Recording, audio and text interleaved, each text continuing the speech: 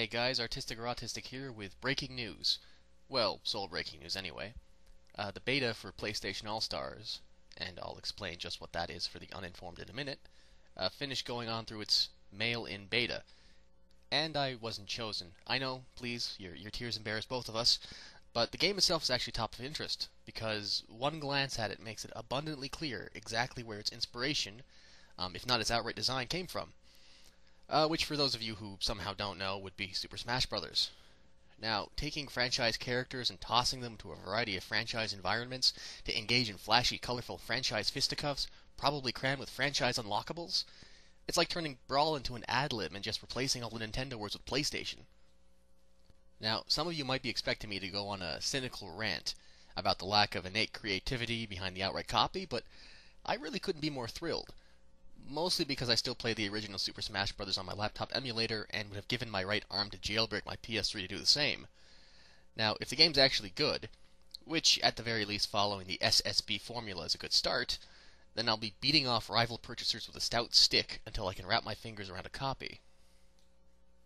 At which point anyone unfortunate enough to wander into my immediate vicinity will be dragged, screeching, to the endless rounds of competitive multiplayer Kratos bashing. Still, it does make me wonder if this is a sign that the normally impervious barriers between game systems might be loosening just a little bit. Now, we've already seen a few Xbox exclusives wander into the PlayStation camp, such as BioShock. Dead Rising, of a sort, ended up on the Wii. So, will a time come when developers and company executives alike, intending to maybe wring just a little more profit from their frontline characters, start having swaps, exchanging franchise rights to expand their market? Now, personally, I would love to see that meeting. Yeah, I'll give you Halo in exchange for Zelda. Well, now wait, I don't think that's very fair. I mean, Zelda has dozens of games and a vast tapestry of ancillary characters, most of whom are actually still alive by the end of the storyline. I mean, your cast is pretty much a pile of heroically sacrificed corpses. Yeah, well, Master Chief has a rifle, and he talks really cool. Well, you do make a point. Now, this interbreeding would really fuck up the fanboy dichotomy, where flame wars regularly take place across forums, chat rooms, Twitter, Facebook, memorial websites.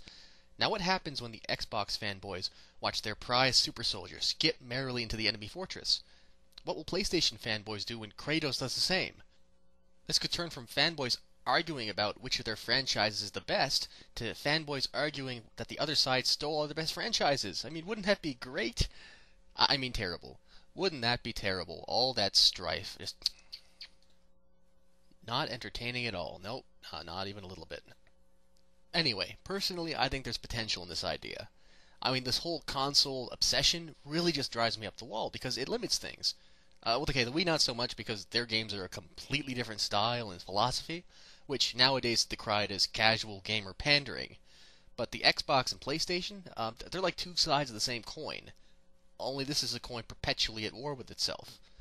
Now, it's an unnecessary war, because bottom line is that each group of really dedicated fans is pretty much going to just buy their favorite console, regardless of how many statistics you throw at them or how many they throw at you. Yet there are so many games that I wish I could have played, games that were only located on the precise console I did not buy. Now, I know, just buy another console, but seriously? Doesn't anybody think it's a little extreme to spend another $300 or $400 on a system just to get a shot at the 4 or 5 titles I simply can't access on mine? I mean, is there really no better way? How about an added tax on the PlayStation market? You buy a $60 Xbox exclusive title for, say, $90, which is a steep price increase, yes, but still far cheaper than spending money on a second console that you don't really need anyway. Now, the bulk of the profits from this purchase would go to the Xbox side of things, leaving PlayStation with only a small amount of profit, but, well, it was for a title they didn't invest money in anyway. Now, this would of course work vice versa for the Xbox owners, and would allow gamers to enjoy the couple of titles that they might really want to play. But of course, no. The entire point is they want you to spend the extra few $100s buying their big chunk of hardware, even if you only want to try out that newest Halo game that came out about a month after you gave your Xbox to a friend shortly before moving across the country. But are they really making more money that way?